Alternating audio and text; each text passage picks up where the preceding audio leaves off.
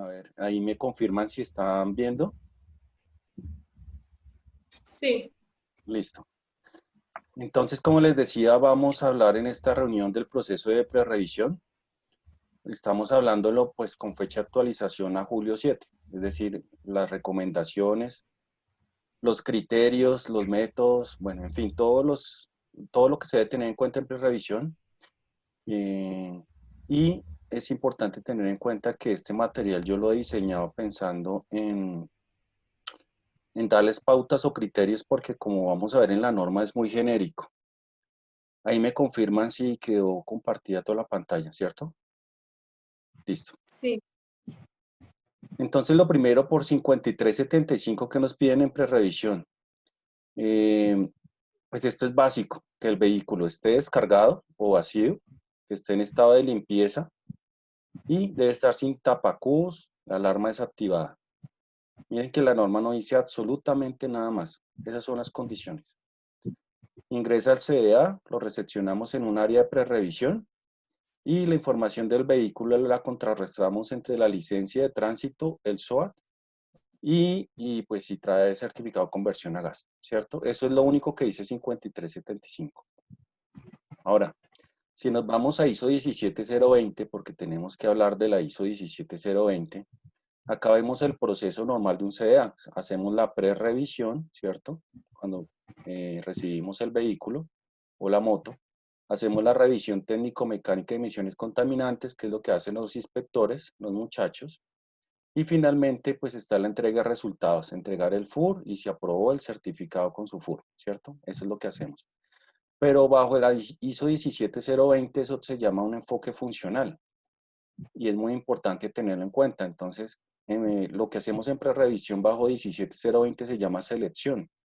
¿Qué significa selección? Que yo selecciono el ítem a inspeccionar. Es decir, yo evalúo que el vehículo o la moto tenga unas condiciones mínimas necesarias para que yo pueda hacer la inspección. Entonces, digamos que bajo 17020 es importante entender ese concepto. Seleccionamos, ¿sí? O sea, nosotros definimos si cumple unas condiciones y si las cumple, hacemos hacemos el ingreso y posterior revisión técnico-mecánica. Pero es muy importante diferenciar esa selección a, a revisión. ¿Por qué? Porque entonces el propietario del vehículo llega y le dice, oiga, pero si será que esa llanta me pasa, oiga, ¿será que ustedes me molestan por ese vidrio que está partido? Entonces hay que tener mucho cuidado con eso, ¿sí? Una cosa es determinar que se cumplen unas características y otra cosa es decirle si aprueba o no aprueba. El aprobar o no aprobar, eso lo hace es un inspector, ¿cierto? El inspector es el que dice si se cumple o no con la norma. Nosotros lo único que vamos a hacer es determinar si está preparado el ítem a inspeccionar. Entonces, vuelvo y repito, eso se llama, bajo el enfoque funcional de ISO 17020, se llama selección. El enfoque funcional bajo ISO 17020, lo que hacen en pista, que es cumple o no cumple, eso se llama determinación. Y ya lo que hacen los ingenieros, que es revisar el FUR y firmar el FUR o el certificado, se llama revisión y atestación. Bueno, entonces, a ver, Aida, tenemos este carro. Este carro tiene un defecto, ¿tú sabes cuál es? sí, las ¿Cuál? exploradoras. Listo, llegó ese carro, está en prerevisión. ¿Qué hacemos? ¿Entra o no entra? Pues el vehículo puede ingresar, ya los inspectores se encargarán de pues, hacer la respectiva revisión y ellos determinarán la causal de rechazo de las exploradoras. Perfecto. Ese es el concepto. Nosotros tenemos acá un vehículo, es un defecto, sabemos que la exploradora por encima de la defensa es un defecto, pero prerevisión no le corresponde eso. Prerevisión, lo que hacemos es que el vehículo esté limpio, descargado, que no tenga copas, etcétera, y ya, hasta ahí, ¿cierto? Muy bien. Bien, nosotros pues a lo largo de los últimos años hemos diseñado checklists, formatos y demás donde pues hemos capturado una información básica del vehículo, siempre la vamos a capturar, porque esta información es importante, porque esta información nos permite confrontar que no hayan inconsistencias, porque esta información también nos permite llevar la información de forma adecuada al software. Entonces, ¿qué características? Pues sí, hay que el modelo, el color, el kilometraje. Acá en el tema del kilometraje, pues yo siempre he dado la recomendación de que registremos 99.999 en aquellos casos en que no sea posible determinar el kilometraje, porque está dañado, porque no se ve el odómetro, en fin. Pero ya con la nueva norma hay un ítem, o en el nuevo FUR, que arranque el 1 de octubre, va a haber un ítem que nos va a permitir cubrir esa casilla sin necesidad de meter un número. Entonces vamos a esperar la actualización, pero ese kilometraje pues hay que darle lectura real de lo que estamos viendo y si no es posible pues hacer la anotación. Disculpen. La fecha de matrícula la vamos a anotar, el SOAT vigente, vamos a anotar si trae polarizado, blindaje y si viene convertido a gas necesitamos anotar el certificador y la fecha, ¿cierto? A qué tipo de servicio viene, el tipo de servicio particular, público, etcétera, el tipo de vehículo, el combustible, la presión de inflado, tenemos que registrar siempre cuál es la presión de inflado para garantizar, incluyendo la de repuesto. Entonces acá es una información, digamos, básica donde se va a capturar a partir de lo que tenemos presente, ¿vale? Bien, pero ahora sí, ¿se acuerdan que la norma solo decía que esté limpio, que esté descargado? Pues el tiempo nos ha llevado a que esa lista tiene que ser mucho más robusta y lo vamos a ver por qué. Bueno, Aida, nosotros somos un centro de diagnóstico automotor clase. ¿Qué clase somos? Clase B.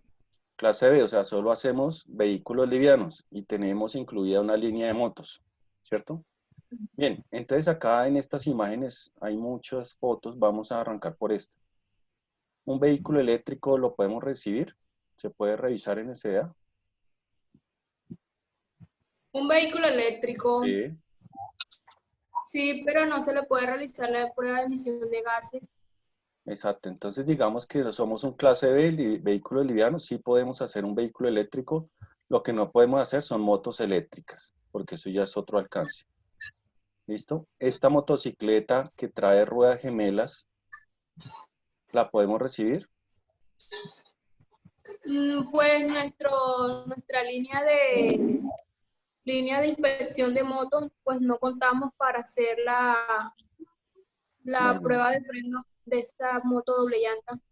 Exacto. Entonces, aunque esta moto con doble llanta se considera moto y está matriculada como moto, no se puede recepcionar porque nosotros no tenemos las características técnicas, en este caso un frenómetro y unas prensas, para poderle hacer la prueba de frenos. Y similar con este, tampoco lo podemos hacer, ¿cierto? Tiene dos llantas traseras, eso no es motocicleta, ya es otra tipología. ¿Este carrito chiquito te ha llegado al CDA? ¿Lo podemos certificar? No, no. Vamos a decir, no, no se puede hacer tampoco, pertenece a otra tipología.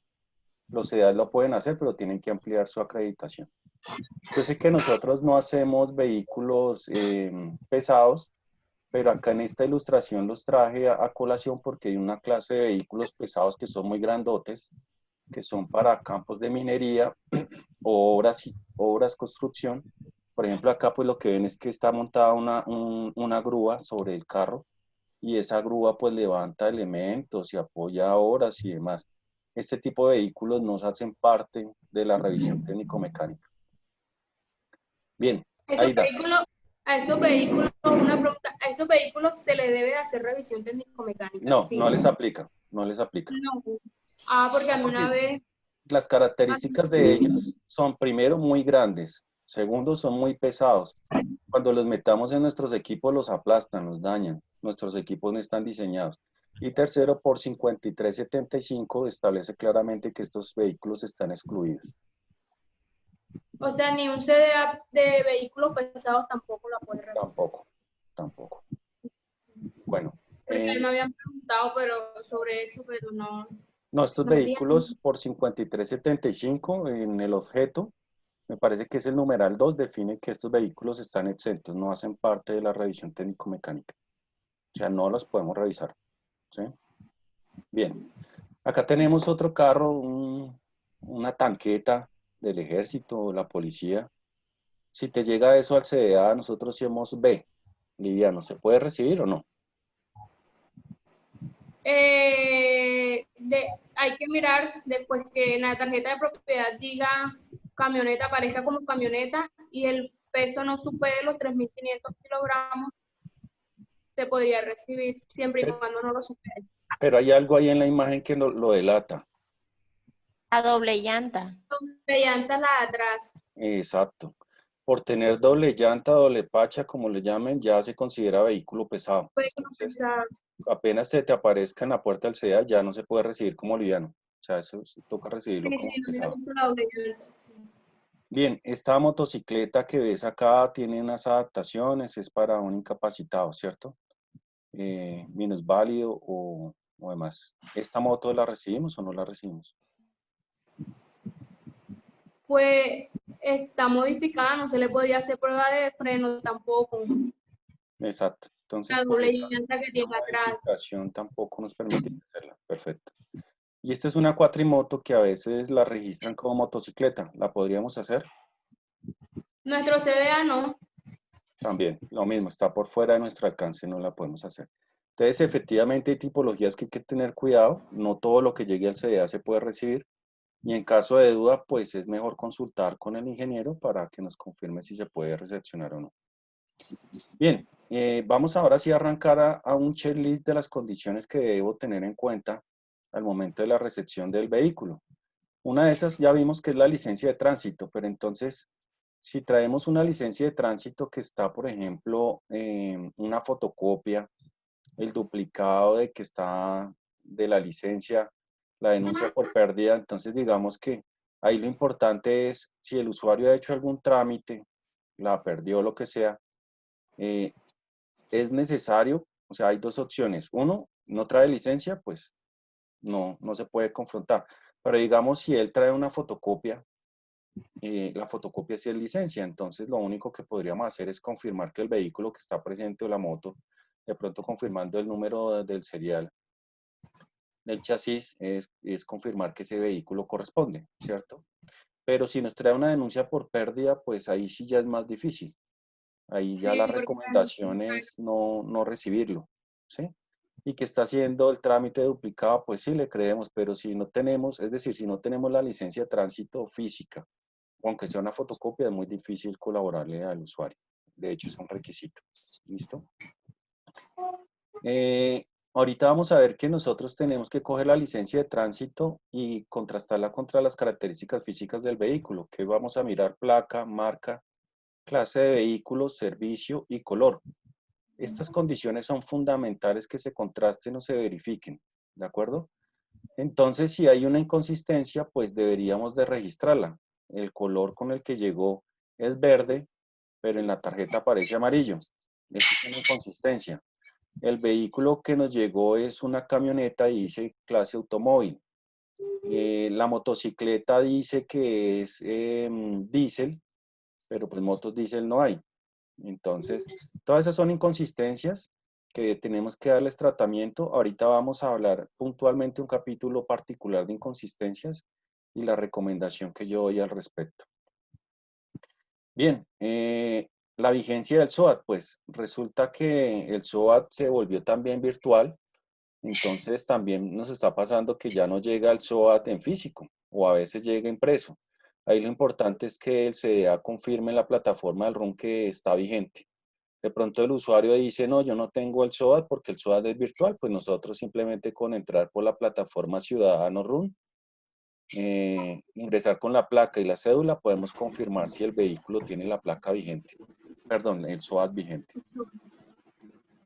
El certificado de conversión a gas es un documento que tenemos que verificar que esté vigente. Si no está vigente, no puede entrar, ¿sí? Que el propietario del vehículo o el usuario dice, no, es que yo hace rato no vengo trabajando con gas natural, pues si eso es así y queremos hacerlo, pues lo que tenemos que certificar es lo que está actualmente. Entonces no lo podemos meter gas natural, gasolina, toca meterlo como gasolina y se le hace las pruebas como gasolina y sale rechazado porque así está el carro, ¿sí? Pero es importante tener claro que, pues, que es muy difícil creer a un usuario que tiene las pipas todavía ahí y que no está funcionando con gas. Entonces, realmente el requisito es que esté con su certificado de conversión vigente para poder hacer la prueba o la técnico-mecánica. Acá me salté un pedacito del SOAT. Ajá, eso le iba a preguntar. El SOAT hay que informarle a los usuarios que en caso de que salga rechazado, tiene que tener el SOAT vigente. Porque si regresa en 15 días y el SOAT ya se vence mañana o pasado mañana, en 15 días cuando regrese no vamos a poder hacer absolutamente nada. Entonces es bien importante también entender que siempre en las reinspecciones hay que volver a evaluar todo el ítem a inspeccionar. Es decir, se hace todo el proceso de prerrevisión de nuevo.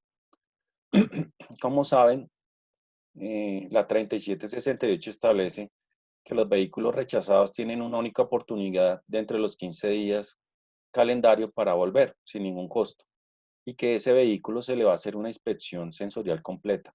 Entonces, al ser sometido a una inspección sensorial completa, pues tiene que cumplirse otra vez que el SOAT, que estaba de limpieza, que esté descargado, que sin copas, que bueno, ustedes ya conocen el tema.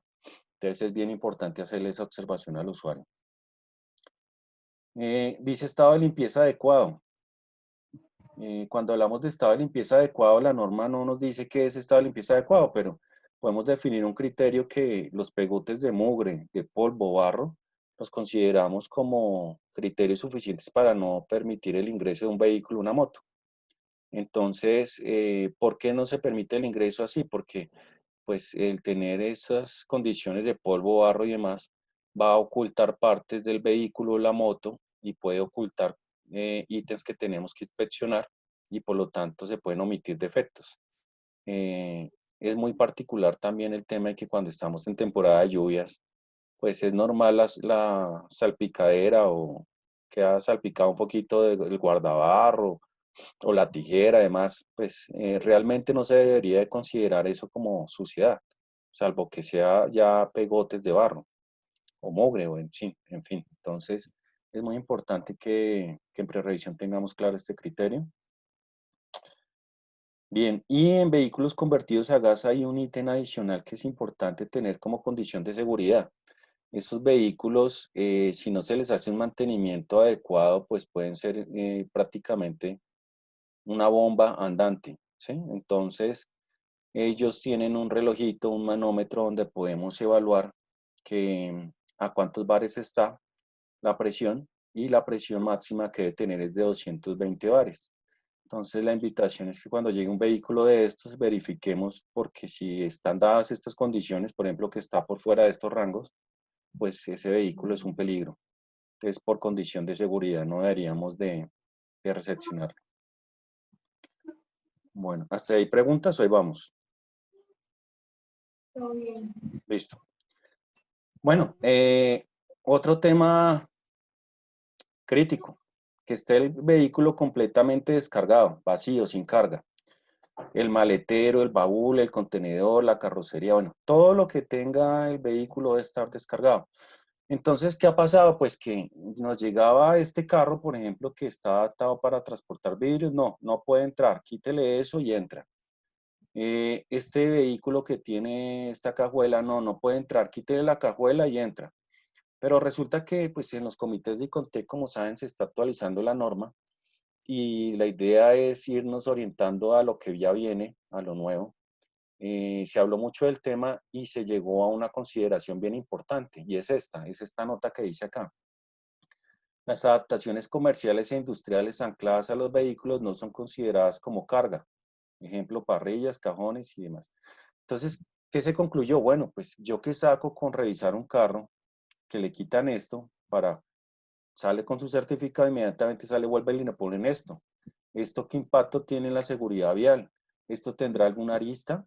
¿Esto estará flojo, suelto? ¿Esto de pronto genera un peso significativo y pasó frenos, pero con este peso ya no lo pasa? Entonces, realmente la idea es evaluar el vehículo en sus condiciones, como esté. Entonces, el mensaje es ese o la recomendación. Todas las adaptaciones que le hagan a los vehículos no lo consideremos como carga, ¿sí? No se deberían de considerar como carga. Entonces, este vehículo debería entrar así, eso está soldado, entre, lo revisamos, lo evaluamos y si aprueba, aprueba, si rechaza, rechaza. Este también tiene una adaptación particular. A esta camioneta la han adaptado para mayor altura, pues entra. Esta parrilla se ve gigantesca, de verdad que es muy gigantesca, pero pues así está adaptada, entra. Estos equipos también, pues realmente cuando le ponen estas plantas de equipos, pues esto pesa, esto se considera peso. Entonces ahí realmente esto ya no se considera una adaptación comercial o industrial. Esto es una adaptación de entretenimiento. Y siendo rigurosos y bajo lo que se ha definido, pues debería de retirarse. O sea, esto sí se consideraría carga. Este vehículo, por ejemplo, lo utilizan en las troncales, en las vías, perdón. Y este sirve para proporcionar información sobre desvíos, sobre velocidad y demás. Es una adaptación. ¿Cómo le vamos a hacer quitar esta adaptación? No, lo hablamos así. Esta moto tiene su cajuela. Perfecto, entra. No hay problema. Lo importante es que abramos la cajuela y que esté desocupada, que esté descargada. No hay necesidad de retirarla. Vuelvo y Inge, repito, la norma dice que esté vacío sin carga, pero no dice nada más. Acá lo que les estoy trayendo son recomendaciones de cómo deberíamos darle el tratamiento al tema. Sí, Inge, en ese orden de ideas, pues el tiro entonces no se debe considerar un defecto. no. Ah, no sé. Es que, digamos, ya en pista tenemos que evaluar, por ejemplo, tenemos que verificar funcionamiento de puertas o compuertas, ¿cierto? Entonces, si no Mm, son funcionales, es defecto. En esta tenemos que verificar que no hayan partes sueltas, flojas o con riesgo de desprendimiento o aristas. Si la o tienen, es arista. defecto. ¿Sí? Entonces, digamos que la adaptación no quiere decir que no haya defecto. Por la adaptación puede haber defecto. Lo que estamos hablando es Esa que es otra cosa. Estamos hablando del ingreso. del ingreso. En ingreso, Ok, del las, ingreso como tal. las adaptaciones no se consideran carga y ya son los muchachos con sus criterios deben emitir un juicio. No, esto es un defecto por esto, no es un defecto y ya es otra cosa. La adaptación sí puede generar defecto, evidentemente. Ok. Vale. Bueno, vamos a otro paso. Bueno, listo. Aida, yo sé que este tiene doble pacha, pero supongamos que es una sola llanta. ¿Este carro entra o no entra? Sí, si tiene una sola llanta y no supera los 3.500, sí entra. ¿Segura? Sí, porque bueno, esa es la adaptación que le colocaron ellos, depende a lo que utilicen el vehículo. ¿Los ingenieros están de acuerdo? ¿Entra o no entra? Ahí se Cuento ve en que la foto. Ahí se ve. Ahí está la cáscara. los No, y barriles, esos tanques. los barriles Exacto. esos Esto, deben es, eso, de eso se tiene que retirarse. descargar, claro. Digamos que acá hay una Sí. adaptación, perfecto. Así trabaja, así funciona. Pero hay que hacerle retirar todos estos tanques. Eso es carga. Así no anda. ¿De acuerdo? Sí, claro. Esto sí se considera carga. Ahora, Aida, este carrito, Red Bull, ¿entra o no entra? Sí, sí entra. Exacto. Es una adaptación comercial. Así anda. Incluso mire que es de placas de Bogotá. Entra. No hay problema. Bien. ¿O ustedes creen que es necesario irle a decir a este señor, vaya, quítele esta adaptación? No, eso no tiene sentido, la verdad. Más bien si nos da un Red Bull, nos da alas para hacer la revisión. Bueno, listo. Vamos al siguiente tema, presión de inflado adecuada. Entonces, primero, pues vamos a hablar de que es un requisito por 5375 de que los vehículos deben tener una presión de inflado adecuada para hacer la prueba de frenos. Incluso se habla que la presión de inflado también tiene que ser adecuada para la prueba de luces, porque una inadecuada presión pues, puede afectar también la prueba de luces. Entonces es un requisito. Como es un requisito, tenemos que controlar esa variable. Entonces lo primero, pues la presión de inflado es una unidad de medida. Manejamos PSI, es la tradicional que manejamos. PSI es libras fuerza por pulgada cuadrada o la traducción de pounds force per square inch, ¿sí? Para que lo tengamos presente, una unidad de medida de presión de inflado. Bien, y tenemos tres criterios ya lo vamos a hablar, pero acá hay una nota bien interesante y es que los vehículos que cuenten con sistema vigía, ya vamos a ver qué es el vigía, deben verificar en el visor la presión de inflado que corresponde de acuerdo a los criterios. Resulta que, bueno, nosotros estamos en livianos, no es tan habitual, pero en pesados sí tenemos esta adaptación. Yo creo que ustedes la han visto en buses y algunos camiones, en donde ellos mismos controlan la presión de aire a través de un sistema, ¿cierto? Entonces van a tener un tablero y acá, por ejemplo, se ve 100 PSI. Entonces, solo en el caso de que tengan sistema vigía, pues no tiene sentido que yo le diga, quítele eso para yo tomarle la presión de inflado. No. Acá lo que se hace, tiene vigía, perfecto, vamos a ver el tablero de instrumentos, 100 PSI, si está bien, listo, entra. Simplemente como dato curioso también para que tengan conocimiento. Bien, y ahora vamos a hablar de los tres criterios. El primer criterio es plaqueta del fabricante. O sea, siempre que se pueda vamos a consultar la plaqueta del fabricante. Como segundo criterio, los que hayamos definido en el CDA. Y como tercer criterio, lo de la carga máxima. Vamos a ver uno por uno. Entonces, el primer criterio, acá lo que tenemos es unas plaquetas.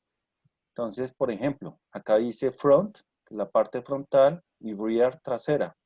Y si ven, acá por ejemplo dice que la referencia de la llanta 205-75 RIN 17, para esa referencia particular de llanta, debe ser 100 PSI la delantera y 100 PSI la trasera. Pero si tenemos la otra referencia que es un RIN 16, 84 PSI la trasera. No establece para la delantera. ¿Sí? Bien, entonces, ¿qué tenemos que hacer? Pues primero, como nos están dando la referencia de la llanta, tenemos que ser capaces de ir a buscar a la llanta y mirar cuál es la referencia, ¿cierto? Entonces, siempre en el costado lateral del neumático podemos encontrar la referencia y con base en esa referencia nos vamos a la plaqueta, si la plaqueta está diseñada para mirar este valor así, ¿cierto? Ahora, también nos dan, por ejemplo, esta es otra tabla, otra por referencias y por carga. Esto es muy habitual también, o sea, entre más carga se requiere otra presión de inflado diferente, mucho más, mucho mayor. Entonces, cuando venga un carro, siempre lo vamos a tomar como el peso más liviano, o en este caso donde está 3 pasajeros. Ese es el dato que debemos trabajar, no sobre el que tiene el peso completo. ¿Por qué? Porque pues estamos haciendo las evaluaciones de las pruebas sin carga. En las motocicletas encontramos en la tijera, acá por ejemplo vemos que esta dice front 28.5 y rear 28.5. Rider significa solo el piloto o el conductor y la de abajo es el conductor más el acompañante. Como les explicaba, estamos evaluando solo liviano, lo más liviano posible sería conductor, sería la primera cifra. Como ven, por ejemplo, acá dice kilogramos por centímetro cuadrado, pero nosotros trabajamos es por PSI, que el dato está entre paréntesis en PSI, entonces tomamos ese en PSI, ¿sí? Bien, y acá hay otra plaqueta, vamos a ver si esta era la idea. Nosotros venimos a buscar el dato en PSI y miren, dice la llanta delantera y la trasera, y en qué unidad de medida dice bares. No encontramos PSI. Entonces a veces es necesario hacer la conversión de unidades, que ya ahorita lo vamos a ver. Entonces si no viene bares hay que pasarlo a PSI. Este es el primer criterio, ¿sí? Siempre vamos a buscar la plaqueta, está en la puerta delantera, a veces está en la tijera de las motos, a veces está en las pastas, a veces está en la guantera. O sea, buscamos la tableta. Si no la trae, pues grave, no podemos bajo este criterio. Ahora, si nos vamos a este ejemplo de esta moto que dice 28.5 y yo mido la presión de inflado y me da 29, ¿entra o no entra? Pues hombre, la diferencia es muy poquita como para decir que no entra. Entonces yo les sugiero como criterio que siempre a la tabla que definan por primer criterio, que es la plaqueta de fabricante, le pongan más o menos 2 PSI. ¿Qué quiere decir esto? Que la llanta puede estar entre 30.5 y 26.5. Si está entre 26.5 y 30.5 no hay ningún problema, ¿sí? Ahora, hay mucho material científico, hay muchos estudios que dicen que la variación entre un neumático en frío y uno caliente son acerca de 4 a 5 PSI.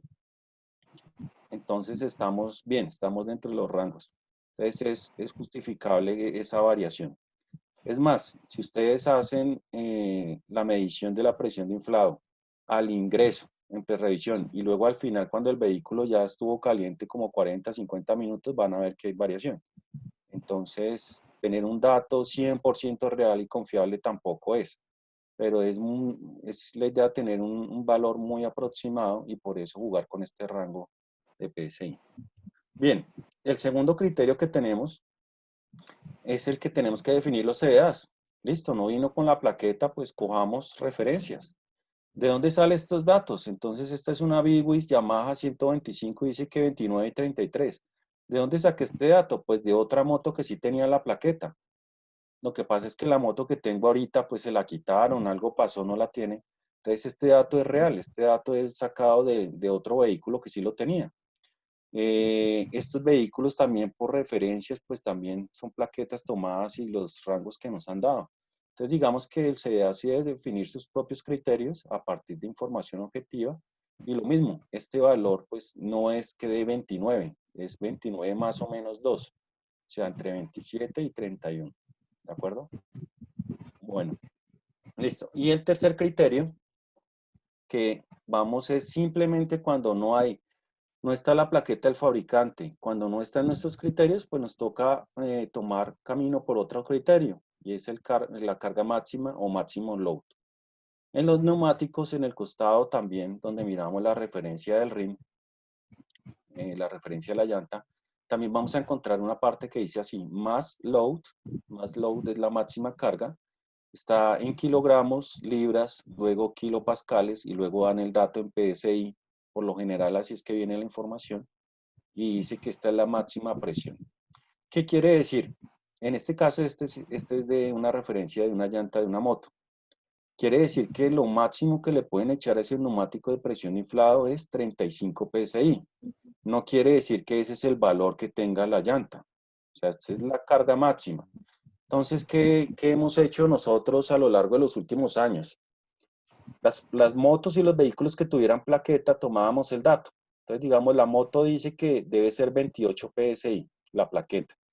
Miremos cuánto dice el máximo load, 35. Quiere decir que vamos a hacer una correlación. ¿Cuánto es el factor de variación entre la carga máxima y lo que define el fabricante? Y a través de los ejercicios que hemos hecho, pues se concluyó esto, que en motocicletas este valor que aparece acá de 35 lo debemos multiplicar por 70 o por 80. Para la mínima, 70, para el máximo, 80%. Entonces, no sé si ahí ya tú tienes ahí la calculadora, en esta moto en particular, ¿cuánto debería ser la presión de inflado? ¿Qué hacemos? Multiplicamos 35 PSI por 0.7 o por el 70%, ¿cuánto nos daría? Ya.